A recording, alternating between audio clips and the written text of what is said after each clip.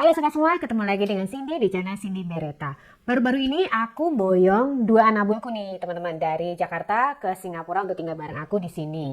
Jadi di video kali ini mungkin agak panjang ya karena aku mau share prosesnya itu seperti apa sih, kemudian persiapannya apa aja dan detail lainnya ya. Jadi mudah-mudahan video ini membantu buat teman-teman yang mungkin lagi kepikiran atau punya rencana untuk mindahin anabulnya dari satu negara ke negara yang lain. Oh ya, jangan lupa subscribe dan follow YouTube channel ini Cindy Beretta, dan jangan lupa klik tombol loncengnya sehingga kalau ada video-video baru lainnya kalian akan terinformasi. Alright, sebelum kita masuk ke dalam persiapan, ada satu pertanyaan yang paling penting yang perlu kita pertimbangkan ya sebelum kita memutuskan untuk memindahkan pet kita atau anabul kesayangan kita dari satu negara ke negara lain. Pertanyaannya adalah, apakah anabul kita itu siap secara fisik dan mental? Proses relokasi dari satu tempat atau dari satu negara ke tempat negara lain, relokasi ini itu membutuhkan proses yang lumayan panjang tergantung jarak antara dua negaranya ya. Tapi pada umumnya si anabul ini akan terpisah dari ownernya dalam situasi tertentu, dan juga anabulnya ini harus masuk ke dalam crate dalam jangka waktu yang cukup lama.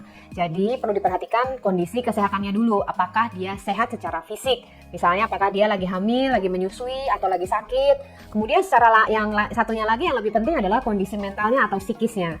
Jadi apakah anjing ini itu traumatis, apakah anjing ini atau kucingnya itu mempunyai pengalaman-pengalaman yang membuat dia gampang stres. Karena kalau dia stres dalam waktu relokasi, bisa jadi nanti pada waktu karantina dan lain sebagainya ini malah jadi sakit atau timbul hal-hal yang tidak kita inginkan selama proses dan pada waktu nanti sudah berada di negara yang tujuan ya. Jadi dua hal ini yang paling penting, yaitu kondisi kesehatan fisik dan juga kondisi kesehatan mental. Contohnya anjingku sendiri, si Snowy ya. Snowy itu lumayan gampang stres dan kemudian insecure. Jadi pada waktu 2022 itu aku pernah mau mindahin, tapi karena dia itu stresan, jadi kepisah dikit, ketemu orang banyak, dimasukin dalam kandang, itu dia traumatis. Jadi akhirnya pada waktu 2022 itu dokter juga bilang jangan dulu deh.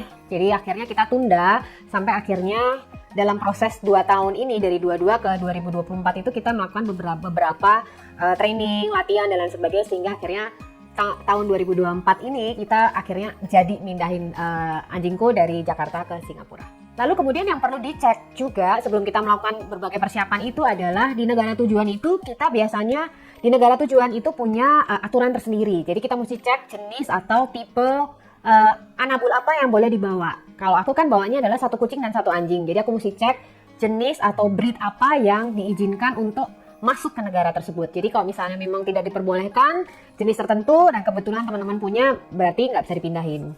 Tapi kalau misalnya semuanya oke, maka boleh lanjut untuk proses persiapan yang lebih detail. Nah, proses berikutnya adalah kita harus mikirin requirement-nya apa aja, syarat-syaratnya apa aja untuk mindahin dari negara asal ke negara tujuan. Di sini ada 2 pilihan teman-teman. Teman-teman bisa ngelakuin sendiri, jadi teman-teman bisa research requirement-nya apa dari negara asal dan juga requirement apa aja, dokumen dan lain sebagainya yang dibutuhkan untuk ekspor dan import ke negara tujuan. Jadi ini kalian bisa riset sendiri dan setelah itu proses dilanjutkan gitu. Tapi ada juga opsi lain, yaitu adalah menggunakan agent.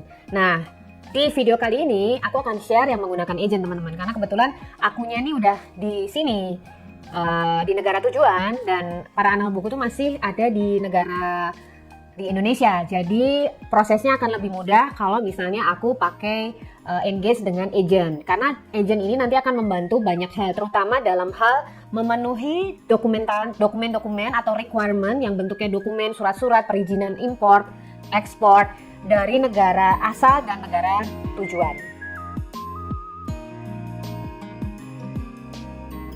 Di Jakarta sendiri aku menggunakan jasa agent yang namanya Groovy Pet Relocation teman-teman. Sebenarnya ada banyak, cuman kebetulan dari tahun 2022 itu aku sudah engage dengan beberapa agent, tapi kebetulan untuk tujuan Singapura itu banyak agent yang kebetulan menolak pada waktu itu, dan yang menerima adalah Groovy. Dan selain itu aku pilih Groovy juga setelah aku teliti mereka itu punya klinik teman-teman. Jadi namanya Groovy Pet Clinic ya. Jadi karena proses untuk relokasi anabul atau pet relocation dari satu negara ke negara lain itu membutuhkan berbagai proses yang ada hubungannya dengan klinik, misalnya cek kesehatan, terus kemudian dia nanti harus ada tes darah dan lain sebagainya. Jadi kalau punya klinik sendiri, jadi mungkin koordinasi dan komunikasinya akan jauh lebih baik. Ini aku nggak dibayar ya, nggak ada promosi, bukan promosiin Groovy, tapi ini adalah preference pribadi lah. Tapi kalau teman-teman punya agent lain yang lebih sesuai dengan kebutuhan teman-teman, boleh juga. Ini hanya mau sharing aja pengalamanku. Kan pet agent yang ada di Singapura itu mereka aku pakai Mixfield. Mereka ini karena sudah punya afiliasi khusus dengan Groovy ya. Jadi koordinasinya tuh udah ada sudah terbangun, sehingga agent yang dari Jakarta menggunakan agent Mixfield. Jadi mereka koordinasinya akan jauh lebih baik dan sudah terbiasalah untuk melakukan pet relokasi dari Jakarta atau Indonesia Jakarta portnya sampai ke port di Singapura.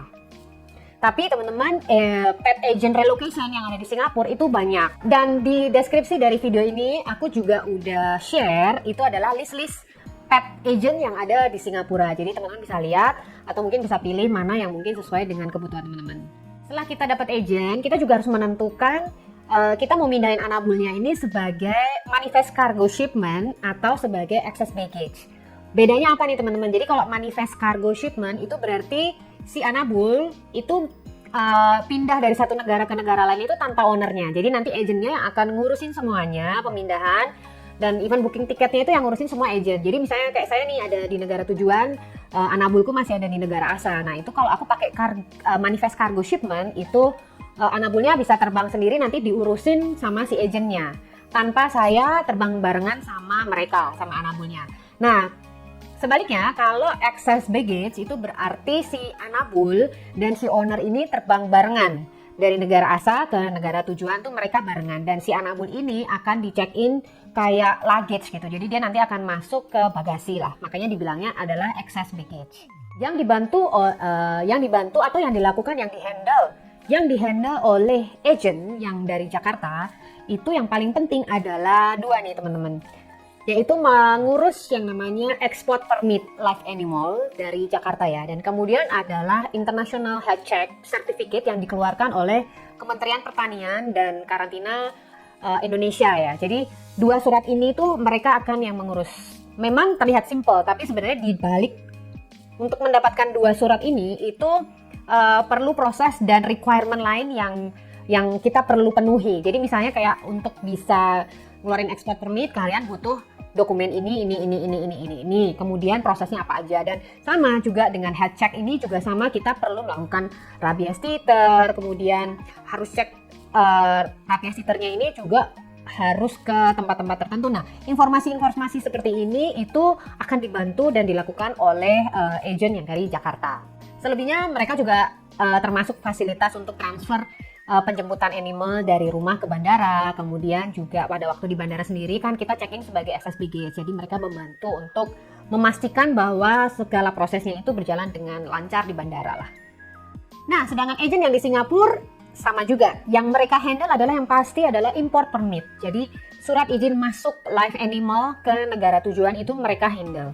Kemudian juga untuk yang berikutnya adalah untuk booking slot, booking karantina, space karantina untuk anabul kita ya. Kenapa kok dari tadi kita ngomongin karantina? Karena kebetulan negara kita itu adalah negara yang tidak bebas rabies. Jadi setiap live animal yang masuk ke negara Singapura itu wajib karantina 30 hari. Benar-benar 30 hari sampai ke jam-jamnya ya, 24 jam kali 30 hari. Regardless Sunday, Monday, pokoknya 30 hari dihitungnya. Jadi karena kita termasuk kategori negara D di mana rabies masih ada di negara kita, itu kita harus karantina 30 hari.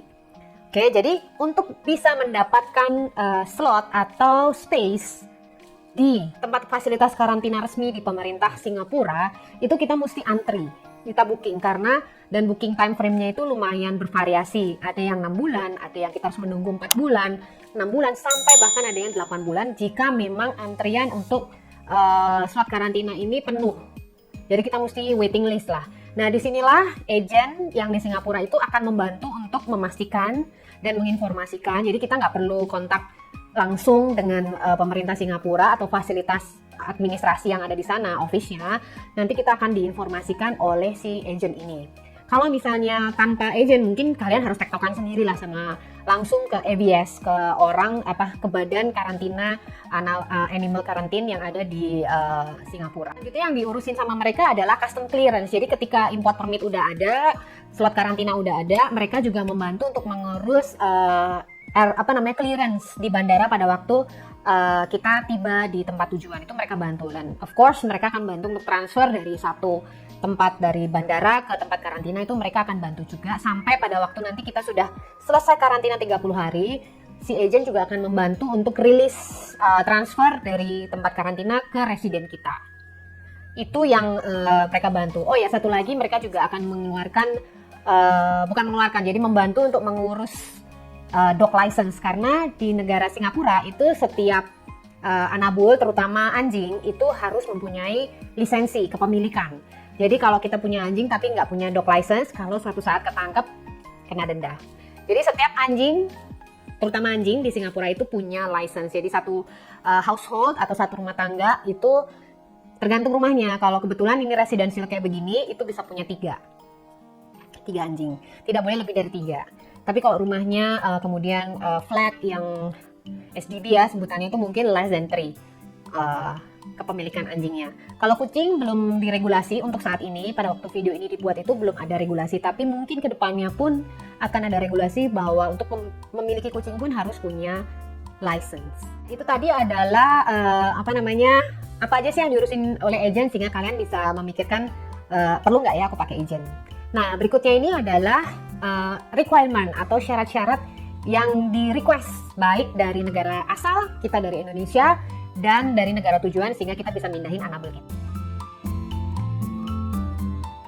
Yang pertama adalah, ini aku blendin ya, jadi antara Indonesia dan Singapura aku blend in. Syarat-syaratnya adalah ini. Nomor 1, yang pertama adalah setiap anabul, baik itu kucing atau anjing, itu harus di microchip. Jadi harus dipasang microchip yang sesuai standar ISO.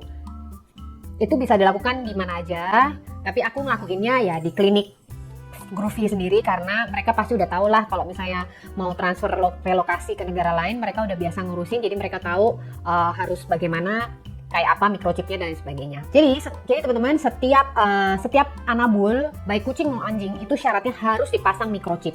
Jadi microchip itu kayak modelnya kayak 1 grain of rice, jadi kayak beras gitu.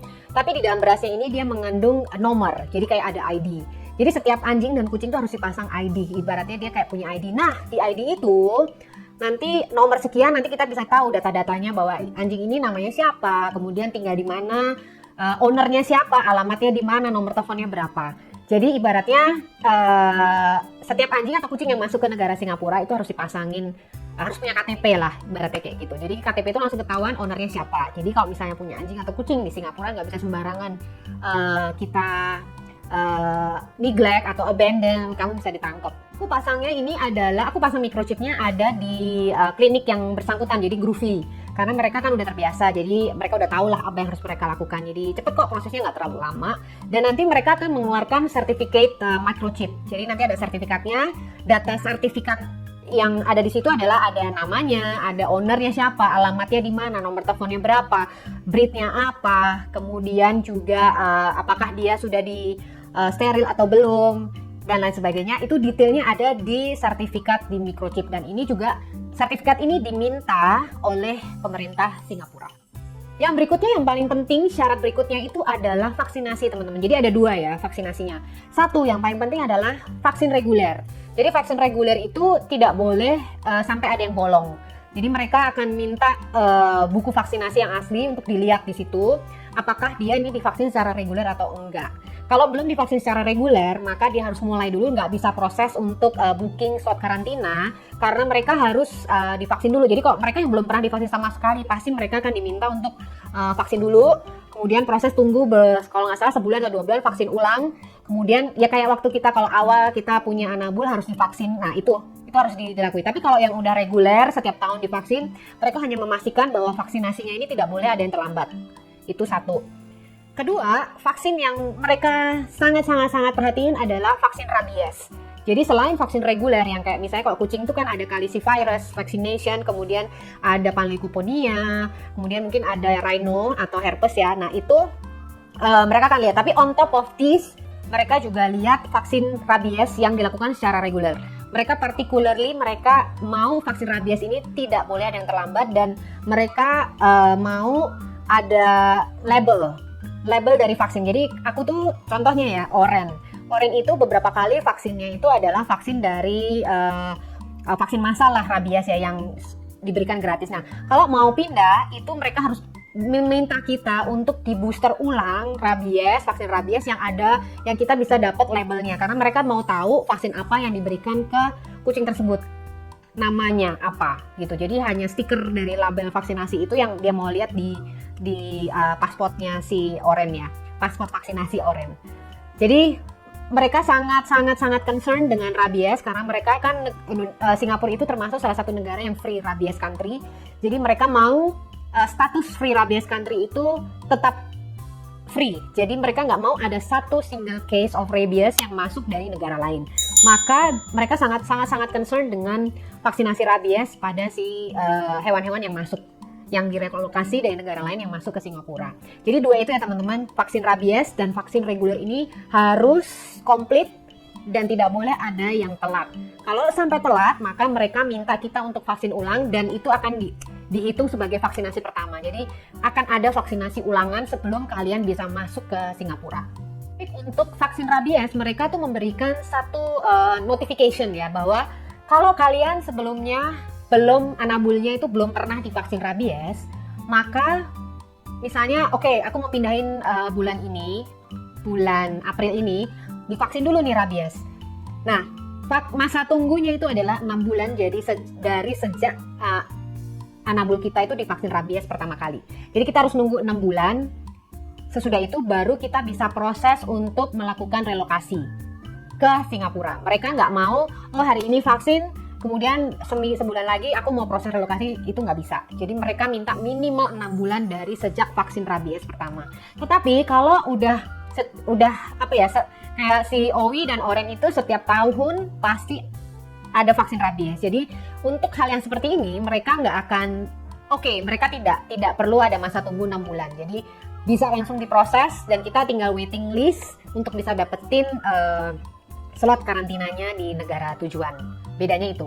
Soalnya nanti pada waktu mereka tiba atau masuk di bandara Singapura, ketika mereka masuk di fasilitas karantina, kedua ekor atau setiap anjing atau kucing itu akan divaksin rabies lagi oleh pemerintah Singapura. Untuk anjing itu vaksin reguler yang wajib ada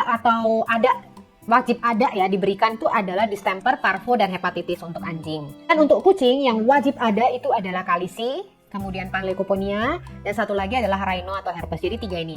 2 vaksin itu yang reguler dan rabies itu mereka harus masih dalam jangka waktu setahun. Kalau udah telat dari setahun, maka harus divaksin ulang dan kalian harus nunggu masa tunggu tadi. Yang tricky berikutnya adalah masih terkait dengan vaksin rabies. Tadi kan kita udah vaksin rabies. Nah, salah satu syarat berikutnya yang diminta oleh pemerintah Singapura adalah kita harus melakukan tes serologi untuk rabies. Jadi intinya kita pengen lihat antibodi yang terbentuk dari vaksin rabies ini berapa. Oke? Kalau kita memenuhi syarat itu minimum harus 0,5 IU per mili. Jadi kalau di atas itu maka kita boleh proceed untuk proses selanjutnya. Tapi kalau enggak, maka kita harus booster dulu. Mesti injeksi rabies lagi, vaksin rabies, kemudian 1 bulan dari injeksi itu kita harus melakukan tes serologi lagi dan dilihat hasilnya. Hasil dari tes serologi ini kalau misalnya udah udah memenuhi syarat di atas 0,5, maka ini berlaku 6 bulan. Jadi dalam waktu itu kalian harus udah mindahin anabulnya masuk ke Singapura. Kalau kelewat dari 6 bulan, maka Singapura akan meminta tes serologi ulang.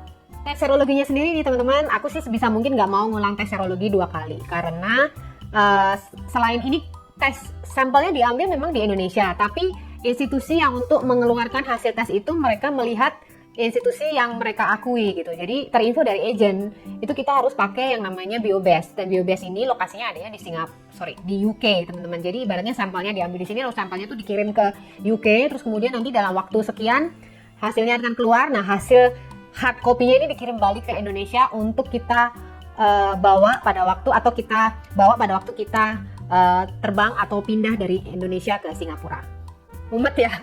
Tapi itulah persyaratannya dan kita tinggal mengikuti dan memenuhi satu-satu kok. Persyaratan berikutnya adalah sebelum pindah itu kita harus kira-kira seminggu sebelumnya itu kita harus kasih obat kutu dan obat cacing. Dan ini kita harus pergi ke klinik karena mereka akan minta sertifikat. Jadi setelah kita dikasih obat kutu dan obat anjing, itu harus ada sertifikatnya yang menunjukkan oh anjing ini atau kucing ini dengan microchip sekian itu udah diberikan obat kutu yang mereknya ini, kemudian ingredient dari obatnya itu sendiri adalah ini. Jadi ada sertifikat yang dikeluarkan oleh klinik yang bersangkutan. Nanti itu sertifikat itu kita sertakan juga pada waktu proses transfer ya. Nah, yang berikutnya lagi adalah ini 2 hari sebelum, jadi tadi kan seminggu sebelumnya. Nah, 2 hari sebelum keberangkatan itu kita mesti bawa anabul. Dalam 2 hari keberangkatan lah, bisa sehari sebelumnya atau di hari yang sama atau 2 hari sebelumnya, pokoknya maksimal 2 hari sebelumnya itu kita harus bawa anabul kita ke bandara, yaitu ke fasilitas Kementerian Pertanian dan Karantina untuk dilakukan cek fisik oleh veterinarian yang ada di sana. Cek ini itulah yang akan menentukan kalau hasil ceknya dan lain sebagainya itu lolos, maka kita bisa mendapatkan yang tadi International Health Check Certificate, di mana ini nanti akan dipakai, akan dilihat dan diperlukan oleh pemerintah Singapura. Nah, untuk bisa mendapatkan itu bukan cuma karena cek fisik, tapi karena ada proses sebelumnya tadi. Ada obat kutu, obat anjing, obat kutu, obat cacing, terus kemudian ada juga tes serologi hasil titer, rabies dan sebagainya. Itu segala proses itu nanti diakumulasi, diinput, diinformasikan ke kementerian, dan kemudian last time adalah harus cek fisik ke sana. Jadi sebenarnya cek fisik itu adalah proses terakhir, tapi sebelumnya sudah ada dokumen-dokumen yang disubmit ke pemerintah yang mengurusi karantina pertanian dan karantina hewan yang untuk mindahin itu udah berjalan prosesnya, sehingga hanya last minute 2 hari sebelumnya itu kita harus cek fisik. Itulah yang dibantu oleh agent Indonesia untuk mengurusi segala prosesnya inilah. Nah, detail persyaratan tadi ya, baik dari Indonesia maupun dari Singapura, aku juga masukkan di deskripsi video, jadi teman-teman bisa lihat ulang di sana. Setelah kita memenuhi syarat-syarat yang diminta dan diperlukan tadi, maka proses akan berjalan, dan nanti setelah oke semua, agent yang ada di Singapura itu akan info ke kita bahwa kalian sudah dapat slot di tanggal ini. Nah, setelah itu barulah ada satu yang harus pihak kita sendiri lakukan, teman-teman. Karena kan aku terbangnya dengan excess baggage, bukan kargo ya. Jadi yang harus kita lakukan adalah kita harus booking tiket kita sendiri. Setelah kita dapat tanggal dari agent bahwa kita bisa masuk tanggal sekian, maka kita harus booking tiketnya. Setelah itu yang harus kita lakukan juga adalah kita harus booking excess baggage atau space excess baggage untuk anabul kita. Ini penting banget karena kalau kita nggak nginfoin atau kita nggak dapat konfirmasi bahwa kita punya space atau kita udah booking space untuk excess baggage, bisa jadi pada hari H itu ditolak gitu. Karena mungkin udah penuh, bagasinya tuh udah penuh, jadi nggak bisa nambah excess baggage lagi, apalagi ini live animal gitu. So, tipsnya yang udah aku lakukan adalah ini juga diinformasikan oleh agentnya ya, bolak-balik wanti lah, yaitu adalah satu, setelah kita booking tiket, make sure kita make communication atau kita membuat komunikasi dengan mereka, dengan airline, bahwa kita mau booking slot untuk excess baggage.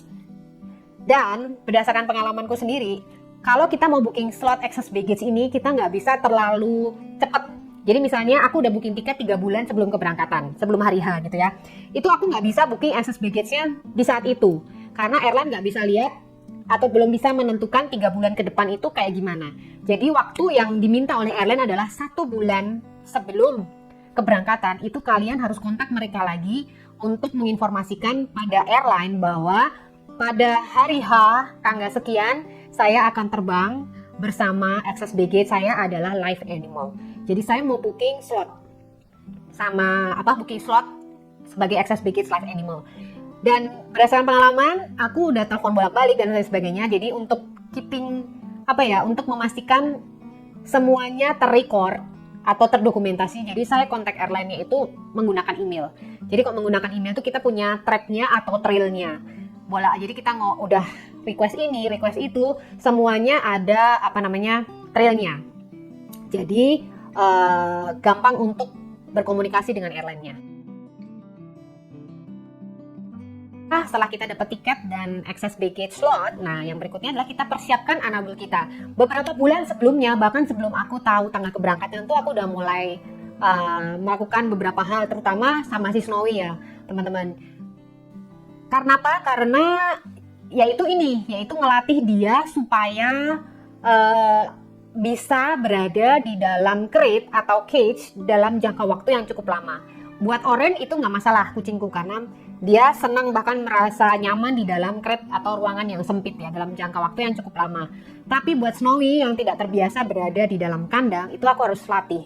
Jadi beberapa bulan sebelumnya tuh aku udah mulai beli crate atau menyediakan crate yang standar IATA atau sesuai standar penerbangan untuk memindahkan animal dari yang menggunakan pesawat. Jadi nanti ukuran dari crate-nya itu patokannya ya. Jadi kalau kucing sih mungkin nggak terlalu masalah ya. Tapi kalau anjing, dipastikan anjing itu bisa berdiri, bisa berputar, bisa duduk, berdiri, berputar itu tanpa ada halangan.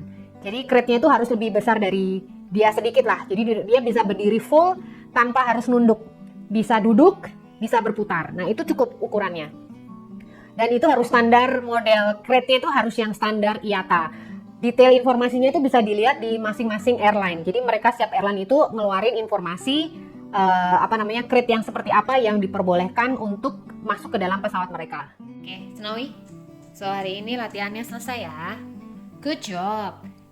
Day 1, hari pertama Snowy belajar untuk nggak takut sama kargo yang bakal dia pakai nanti. Good girl. Good Snowy. Good girl. Smart dog. Yay. Good girl.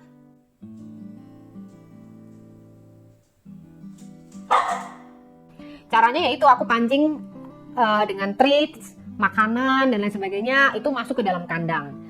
Dan sesudah itu pertama gonggong dan lain sebagainya. Jadi prosesnya itu pelan-pelan. Sudah itu kita tutup kandangnya. Ya kita lihat ya gonggong dan lain sebagainya. Pokoknya kita membiasakan dia dengan benda crate ini dan makan ada di dalam dan berada di dalam crate ini dalam jangka waktu yang cukup ya, lama ya, bisa sekitar 5 jam atau 6 jam lah. Itu membiasakan mereka dan ini prosesnya nggak bisa langsung cepet, tapi Owi butuh waktu berbulan-bulan untuk bisa. Dia masuk sendiri, saya tutup dan akhirnya diam duduk di dalam. Good girl. Good girl. Good girl. Persiapan yang lainnya itu yang udah pasti kita harus menjaga kesehatan mereka dalam jangka waktu tertentu sampai hari keberangkatan.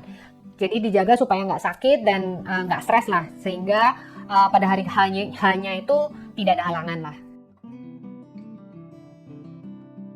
Oke, selanjutnya adalah pada hari keberangkatan itu apa aja sih yang harus kita lakukan ya dengan tipe excess baggage yang terbang dengan owner saya, dengan mereka terbang itu apa aja sih yang harus kita persiapkan. Jadi pada waktu hari H itu agent dari Jakarta dia akan jemput kita. Dan kebetulan flightku itu paling pagi ya, karena aku mau ngejar supaya nyampe di Singapura itu office yang di Singapura itu masih buka, jadi bisa langsung transfer dari bandara langsung ke fasilitas karantina. Soalnya kalau tibanya malam dan kantor yang ada di Singapura itu udah tutup, maka si Anabul ini akan nginep di bandara lagi, dan aku nggak mau itu, karena pasti tambah stres lah mereka. Jadi aku ngambil yang first flight. Mereka jemput itu sekitar jam pagi lah, dini hari jam 3 pagi itu udah dijemput. Nah, jemput mereka udah di dalam kandang, udah di dalam crate, dan sampai di bandara apa yang harus kita lakukan adalah kita harus tempel semua itu dokumen yang asli yang udah kita kumpulin ya, kita dapat dokumen-dokumen asli, izin permit dan lain sebagainya, itu kita masukkan dalam satu envelope, terus kita attach di crate-nya mereka kayak gini. Kita harus tempel dengan lakban, pastikan supaya ini nggak lepas. Karena apa? Karena pada waktu nanti tiba di bandara tujuan di Singapura, kita itu udah nggak bisa lihat Anabul kita lagi, jadi langsung akan dihandle oleh agent yang ada di Singapura. Makanya hand over this document itu caranya adalah kita tempel di crate-nya. Jadi jangan sampai ada yang lepas atau hilang. Yang kemudian yang paling penting tips lagi ya teman-teman, yang paling penting adalah airline itu mewajibkan kita untuk memfortify atau memperkuat crate-nya ini dengan cara pasang cable ties. Jadi semua sambungan dari dog crate atau cat crate-nya ini itu harus kita perkuat dengan kabel ties atau cable ties. Jadi misalnya pintu kan ada cetakannya masuk. Nah ini kita harus tetap kunci lagi dengan cable ties. Jumlah cable ties minimum dari setiap crate itu minimum 8 atau 9 cable ties kalau aku nggak salah ya. 8 atau 9. Jadi dalam satu crate ini kayak oren ya, ini crate-nya kita harus tambahin pintu, harus disegel lagi dengan cable ties. Terus kemudian oren kan kandangnya crate-nya bisa dibuka ya atas sama bawah. Nah ini sambungannya kita harus cable ties. Jumlah cable ties-nya minimal harus 8 atau 9. Demikian pula dengan crate-nya si Owi. Nah, setelah selesai semua, bagasi udah ditimbang, udah dibayar, udah di cable ties, terus kemudian dokumen-dokumennya sudah dipersiapkan dan sudah dilakban dengan aman, maka selanjutnya lah kita harus masuk nih. Nah, masuknya adalah check-in bagasinya ini bukan di bagasi yang biasa kita naruh bagasi koper kita ya, tapi kita harus bagasi yang modelnya oversize baggage, jadi pintunya itu beda. Jadi kita harus nanti di-refer oleh orang officialnya pergi ke tempat kita bisa check-inin oversize baggage. Nah, sesudah kita masukin Anabul kita di situ, kita serahkan semuanya, barulah kita masuk ke imigrasi. Yang satu lagi ya teman-teman, jadi yang harus kita tempel, dan yang berikutnya adalah kita harus dokumen-dokumen asli tadi itu kita harus fotokopi dan kita bawa. Kita harus bawa fotokopi dari semua dokumen asli yang tadi kita tempel di crate. Cindy, Owi, Oren.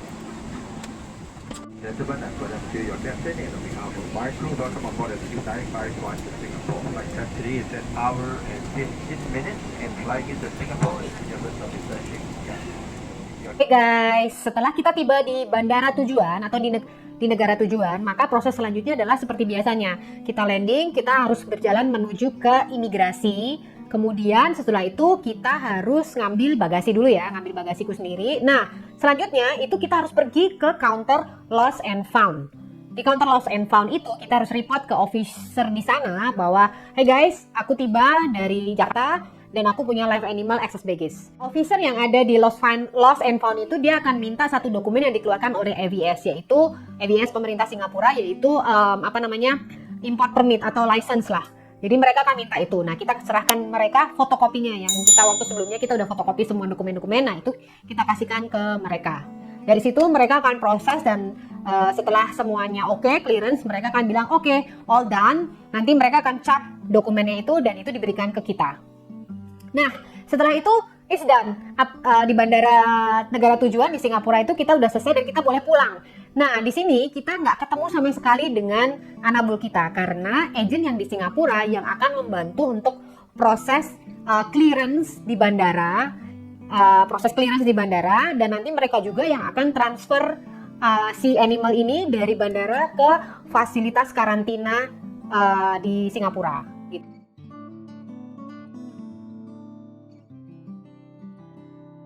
Karantinanya atau space karantinanya ini itu setiap hari buka, kayak ada jam kunjungnya. Setiap hari buka kecuali hari Minggu dan public holiday mereka tutup. Dan jam kunjungnya itu kalau Senin sampai Jumat itu 2 jam dari jam 3 sampai jam 5 sore.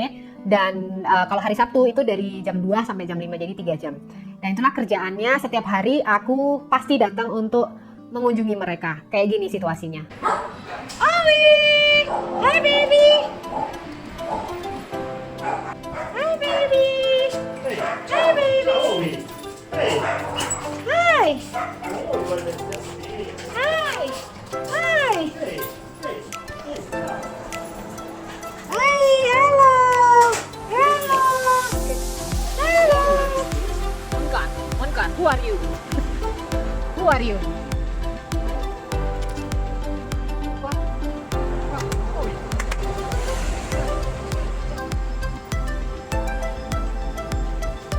Good girl. 1, 2.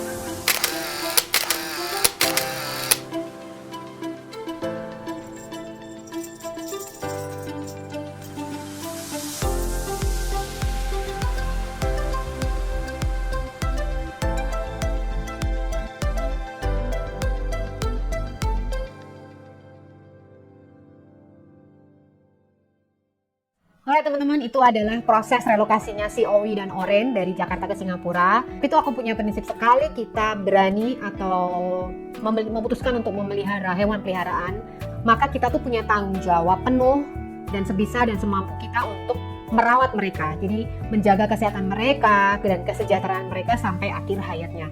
Karena mereka itu bukan cuman sekedar barang ya, yang kalau kita mau kita bisa pakai, tapi kalau udah bosan kita buang atau kita abandon. It's not like that, karena mereka itu sudah menjadi bagian dari keluarga kita. Termasuk ketika kita pindah. Jadi sebisa mungkin, ya akhirnya kita dengan usaha nabung dan lain sebagainya, puji Tuhan kita berhasil untuk bisa mindahin mereka untuk bisa hidup bareng dengan kita lagi di sini. Oke teman-teman, semoga video ini bermanfaat dan thank you for watching and see you in the next video. Ciao!